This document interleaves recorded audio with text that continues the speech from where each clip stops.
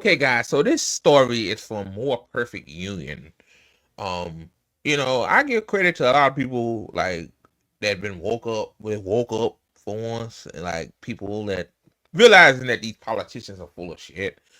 The title of this video is called Donald Trump said he will save American jobs, which in his first term he outsourced millions, thousands and thousands of jobs. So how you saving American jobs when you're doing the same thing that Obama and Clinton did as well? Like this is why we call them the duopoly guys for a reason. Like they don't do the same shit. It's just the dumber dummies in this case. And well, in a case they DI they use the DI expander, having a black you know having a black person over something like the cause genocide or somebody like that, like for example. So yeah, John Deere workers, apparently John Deere, obviously, right, wants to outsource jobs. Like every corporation wants to do that. Like it saves them so much money. Because a lot of these jobs overseas don't have safety, more regulations like we do here. Like actually having regulation protects the American people and makes sure when you work at a job you don't get your hand chopped off or whatnot. You come home in one piece, but in other countries, unfortunately, they don't have those regulations. So yeah, shout out to More Perfect Union from this video. I will not try to play the whole thing out of respect of them. Like I think you should play the whole video unless it's a real short clip. This is about 10 minutes long. Yeah, so no, this is 3 minutes long. Okay, I play the whole thing. And yeah, here we go. Let me see.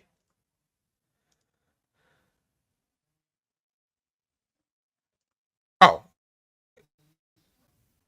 no, it's There's 13 a minutes long. big label on these backhoes that says proudly built in the USA. But the truth is the biggest companies that make farm equipment and construction equipment like this, hats off to the future. they've been moving their jobs overseas. Deere made the determination that, yeah, let's go ahead and pull the trigger on moving some stuff down to Mexico. In the last year, Yeah, because Mexico don't have regulation as the United States. Like, yeah, made in America. Like, we don't make nothing in America no more. Like, yeah, they might really, they'll probably assemble it, but the engines, the parts that make the product are made in China, Mexico, Canada. Like, nothing's made here anymore. But they continue. the biggest makers of farm and construction equipment have laid off thousands of workers across the Midwest. The company wants us to live in that constant state of fear. We set out to uncover how these iconic American companies are abandoning the workers that built them. Not only did they have the gun to our head, they had it cocked as well. The tactics corporations use to undercut their commitments to good jobs. They had the perfect divide and conquer strategy. It's a very powerless position.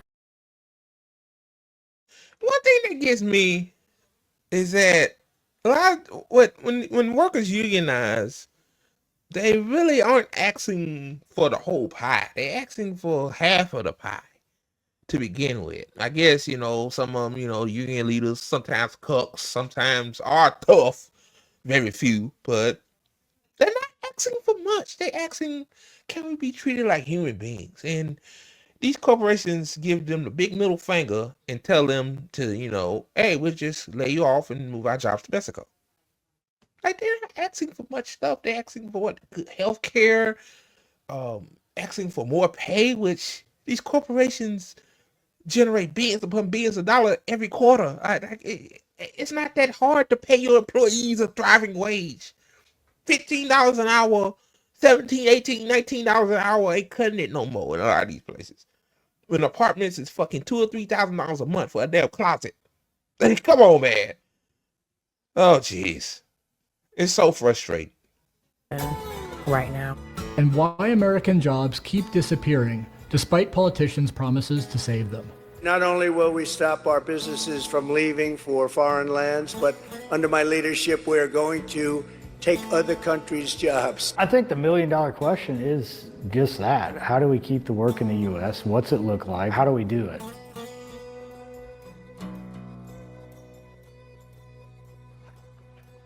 For an average person out of high school, to get hired on John Deere is a pretty big deal. Chris Larson worked at John Deere for 22 years.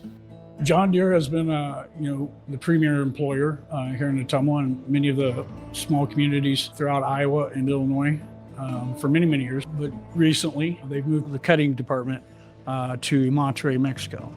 In 2024, Deere cut its workforce in Ottumwa by about a third. Some people were laid off, and others, like Chris, were offered voluntary retirement. One thing that gets me is that they said it's a small town. There's not many jobs to begin with, and most likely to find another job like that, you have to drive like tens of hell, a lot of miles to go there. Like what are these people gonna do? Like, they have no social safety net. Our social safety net in America is basically it's gonna die now under Trump, but even before Trump, it wasn't shit to begin with. Like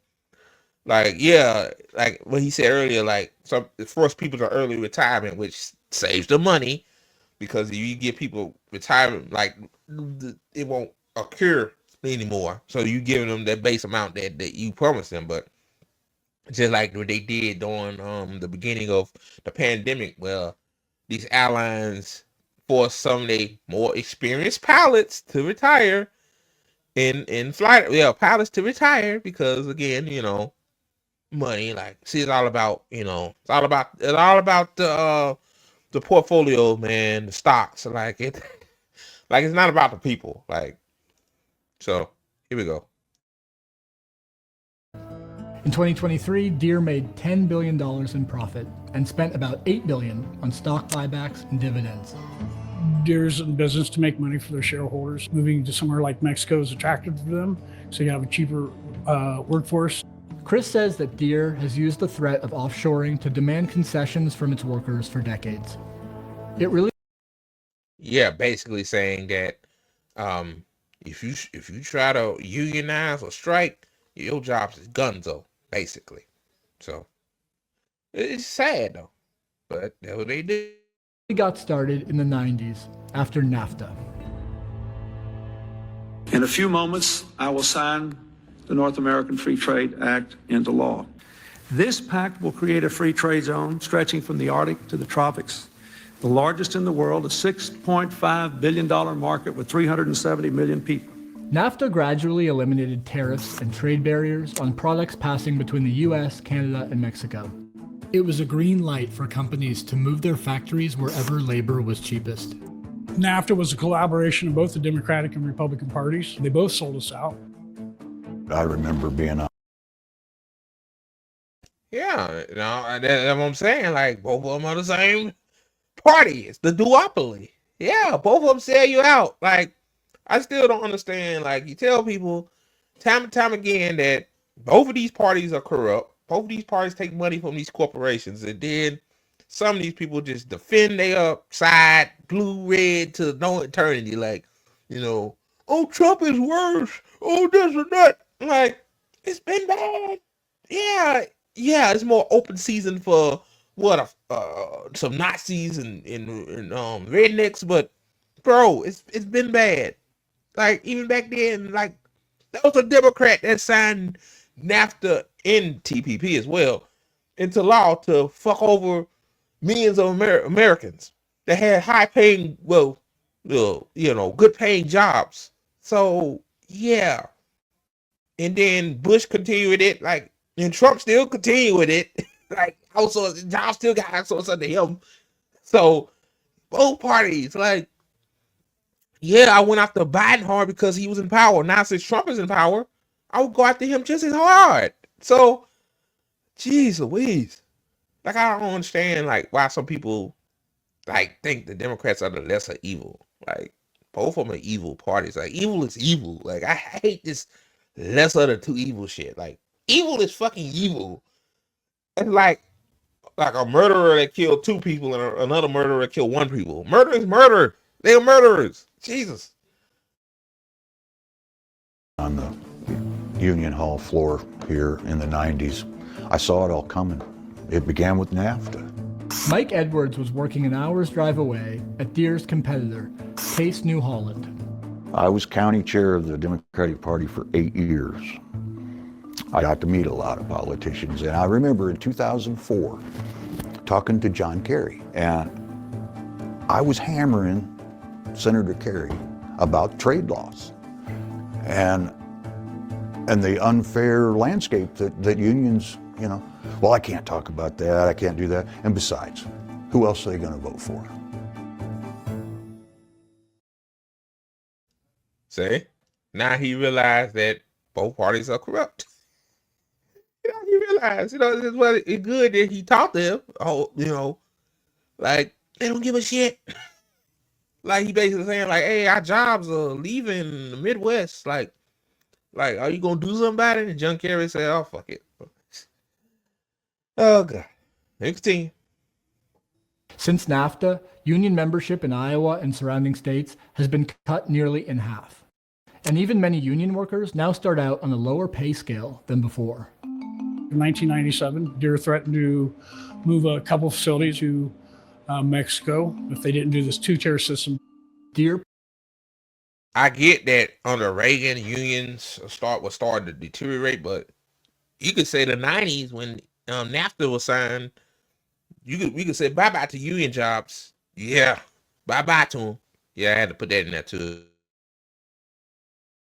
Pushed its workforce onto a 2-tier system, which meant lower pay for new hires. It effectively zeroed out years of wage and benefit gains for future employees. A few years later, Case followed Deere's lead in demanding a tiered contract.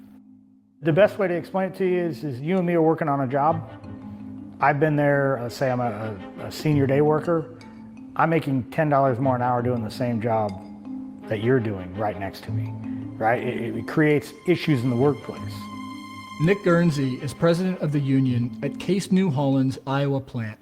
He explains the tier system created A workers, B workers, and C workers, the lowest paid. An A worker has not got a pay raise in over 17 years.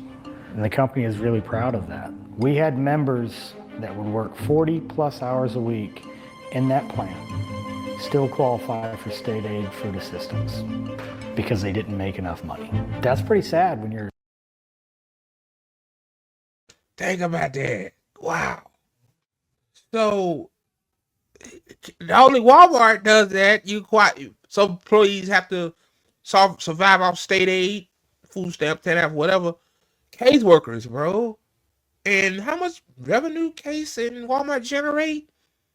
A lot. And no excuse to live off of food stamps. You working for a corporation that makes more money in an hour than an employee makes in a year. So, yeah. $1 billion corporation, right? In 2021, John Deere workers across the Midwest went on strike. 7 months later, Case workers in Iowa and Wisconsin struck too. So the strike happened because we were trying to close some of the gap issues. After more than 260 days on the picket line, they reached an agreement on a new contract that included wage increases and upgrades for lower tier workers. But then, about a year later, Case announced it was laying off over 200 of the workers who had fought for that contract and shifting their work to Mexico. We made great gains, but at the end of the day, when you punch a bully in the mouth, sometimes the bully brings friends, right? The pattern was the same at John Deere. Thursday afternoon, workers in the Ottumwa John Deere plant received news that the company is moving mower conditioner production from the Ottumwa plant to a facility located in Monterrey, Mexico. The news has left workers in shock. A lot of people speculate that these layoffs that we're facing now might be in retaliation. You know what though, guys? I never got laid off on a job before. So I don't know how it feels to be laid off, but imagine if you have a family, especially, and you have to go home and tell them that, hey, my job, because they don't want to pay us more and give us benefits, they decide to move our jobs to another country because they have lesser regulations and they won't get taxed because of free trade agreements. So yeah, that has to be horrible. For some of the gains that we made in these contracts. The layoffs came in the last months of the 2024 campaign. On the road, Donald Trump started talking about them. I'm just notifying John Deere right now. If you do that, we're putting a 200% tariff on everything that you want to sell into the United States. Just I hear is an idiot, man. You put a tariff. John Deere is not paying for those tariffs. Those farmers that need to use their equipment to like produce our food that we eat have to pay for those tariffs. Like, he knows this. I think this guy is fooling his base. I get that, but like, John Deere's not paying for those tariffs. What in the hell are you talking about? God, bro. Man. 2 days after Trump's victory, case workers in Iowa were called into a meeting. It was supposed to be just a regular meeting. As we walk into the room, we see individuals that don't normally go to our agenda meetings. Tracy Chu has worked at Case for 12 years. Her husband, daughter, and son-in-law worked there too. We knew something was going down. They gave us this third grade slideshow on what their plan was.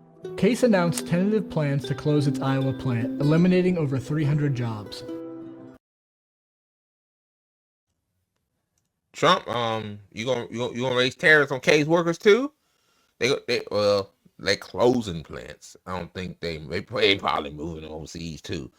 But are you gonna do something about that?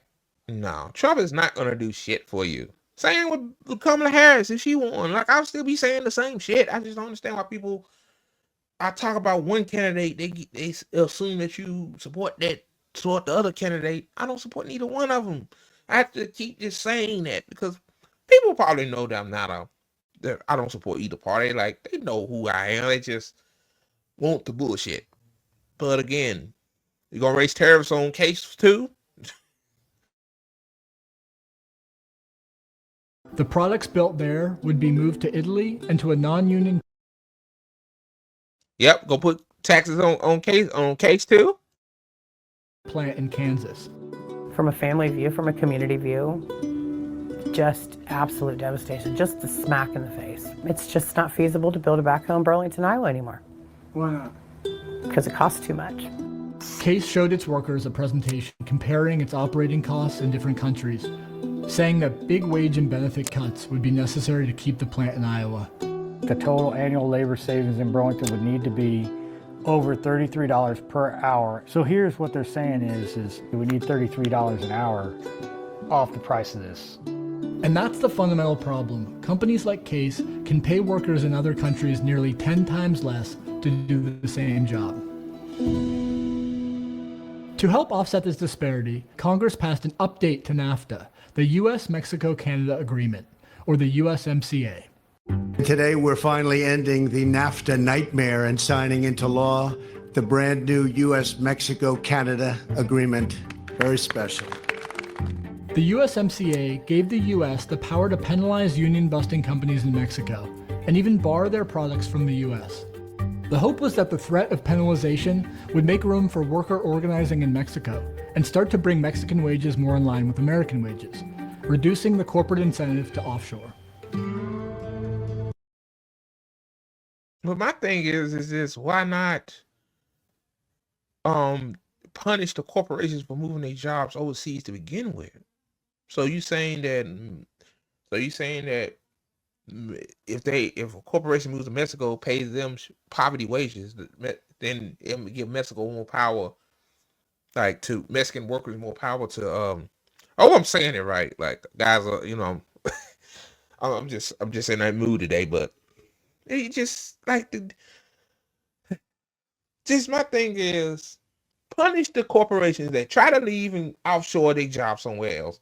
Give them a heavy tax burden penalty or something. It'll work. Jeez. Si pudiera hablar con los compañeros de John Deere, de Caterpillar, el mensaje que les daría a ellos es que aquí en México tienen unos compañeros que están igual que ellos, luchando por mejores salarios. Victor Manuel Vergara Garcia works for a Mexican subsidiary of Caterpillar, repairing their computers that run Caterpillar's heavy machinery. Like Deere and Case New Holland, Caterpillar increasingly builds its products south of the border, in the last 8 years nearly doubling its Latin American workforce. Victor makes about $3 an hour. In 2023, See, that's why they outsource jobs. You heard how much that guy makes an hour? $3 an hour. I mean, greed, man. Boy, that's crazy. Like, how much more money do you need? Like, you have enough money to for everybody in America that has jobs to live without worrying about whether they got to pay their car payment or the electric bill. If you don't pay the electric bill, they'll cut your lights off, right? If you don't pay your car payment, you in the collection process, which means that they have the right to repossess your vehicle. And then, God forbid, if they actually take your vehicle, if you don't try to hide it, so a lot of people try to hide their shit, which I don't blame them. Sometimes you got to do what you got to do for survival. And then you get it back, and then some dealerships or some, to get your car back, you got to pay for the repo fee on top of your car payment. And sometimes it could be very expensive. Like, I ain't gonna lie. Sorry for that noise, y'all. This stupid neighbor, the same one that leave his dogs outside in the cold with that damn motorcycle. But anyway, like, I almost had my car repossessed one time because I was poor and I was working a shitty job and I had to pay my light bill. Fortunately, I didn't get my car repossessed because the guy at the dealership worked with me. He wasn't. I mean, he wasn't an asshole, but he had bosses that he has to listen to, and I was able to pay it. Had to make double payments, but it was okay. But yeah, like, but again, like back then, like $3 an hour, man, this is why they do it. Greed, man. Like, DEI though, a lot of these corporations, DEI, diversity, equity, inclusion, but would rather ship a black person's job to Mexico so you can pay Mexican workers $3 an hour. Diversity, equity, inclusion, though. Jesus Christ. he led an effort to organize an independent democratic union at his plant. Lo que estamos solicitando es un aumento justo a los salarios, respeto a nuestra libertad sindical, trato digno como trabajadores. A week after Victor's union won its first vote, the company fired him. That's when the Biden administration decided to use the USMCA. It filed a case against the company, and under pressure, Caterpillar's subsidiary offered to reinstate Victor. It was one of about 30 times that the Biden administration used the USMCA to crack down on corporate labor abuses and help workers organize. Lo que esperábamos era que con las sanciones. Yeah, I guess that's a good thing. I admit that, but still broke a railroad strike code. Inconsistent. Just inconsistent, but I continue. La empresa se sentara con los trabajadores a negociar el contrato colectivo de buena fe. But when Victor went on to lead workers on a strike, he found that the company had put him and other strikers on a region-wide employer blacklist, making it impossible to get other work. It's a classic strike-breaking. Boy, wow, boy. See how these companies work in tandem? Like, hey, don't hire him because he actually care about his community, which his coworkers. He gonna go to your place. He gonna go to your job and your corporation and do the same thing. So don't get him no job at all. just some dirty, evil, conniving shit, man. These corporations are fucking evil, bro. They are so fucking evil. And to the people that defend these corporations, and they have a right to do this. You know what I mean? Like, they have a right. You the problem. You the problem. As they say, you simping for a corporation that will fire your ass any fucking second. Crazy. Tactic, illegal in the U.S. and in many other countries. Inclusive tenemos testimonios de trabajadores que comentaron que fueron a varias maquiladoras y que todas les decían lo mismo, que no los podían contratar porque venían de un lugar donde había un conflicto. A coalition of American and Mexican unions asked the Biden administration to sanction the company under the USMCA for blacklisting strikers. But this time, the administration did not take action. At the end of the day, I wonder why. You wonder why, right? You should know why they didn't take action. The community of Burlington, Iowa, the surrounding communities need follow through. My members at the plant that are currently working right now, we need the follow through from our elected officials. Victor and his colleagues have now been on strike. Problem when your elected officials are bought by these corporations again. Of course, they're gonna side with the corporations all the time. It's gonna have to take do electoralism like that. That shit don't work. In order for things to actually change, to keep this shit from happening, to keep foreign, workers in other countries from getting screwed over by these same corporations that screw us over, that take our jobs to other countries, it has to be a revolutionary tactic that we have to use. Like, it has, like, that's where we at this point. Like, it's like, electoralism doesn't work. You just get a lot of word salad, or you get a lot of empty promises. Like, I think people are waking up. I'm gonna end it there. Like I said, I ain't gonna play the whole thing. Y'all get the gist of the video. But at the end of the day, man, like, yes, it's not working, bro. Like, electoralism is not working. Like, every 4 years, you check a box on the voting roll for a person that's not going to do shit for you. Like, this shit is not working. We tried that strategy. Like, for example, on the left, we tried Bernie Sanders. We tried the Squad. We tried Justice Democrats. But either they sold to the Democratic Party, or they just, or they fabricated a story to make them seem like, hey, they were working class, but actually they wasn't. AOC. But so yeah, y'all, that's that.